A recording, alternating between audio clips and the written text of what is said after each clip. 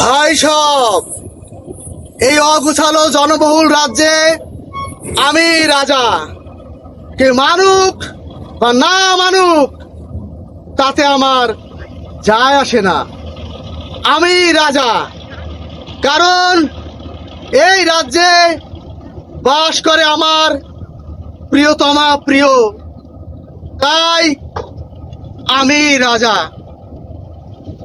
বকুল ফুল আমার প্রিয়র খুব প্রিয়।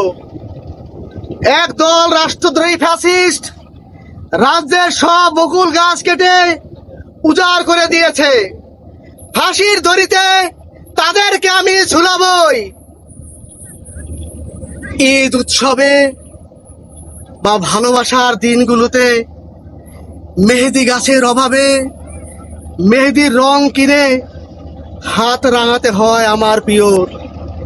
যে গাছ বাড়িতে থাকার কথা সে গাছ আজ বাজার থেকে কিনতে হয়। এ বড় অপমানের, বড় লজ্জার।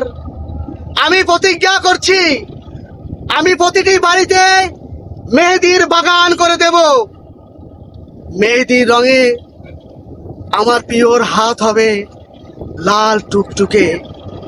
আমি রাজ সিংহাসনে বসে দেখবো আমার প্রিয়র লাভ আঁকা হাত। এর প্রতিবাদে যা রাজপথে আন্দোলন সংগ্রাম করবে তাদেরকে আমি নির্বাসন দেব। খুব ভোরে পাখির সাথে গলা মিলিয়ে প্রিয় গান করে সুমিষ্ট কণ্ঠে। নিষ্ঠুর প্রকৃতির মানুষ বন্দুক দিয়ে মেরেছে সেই গানের পাখিকে।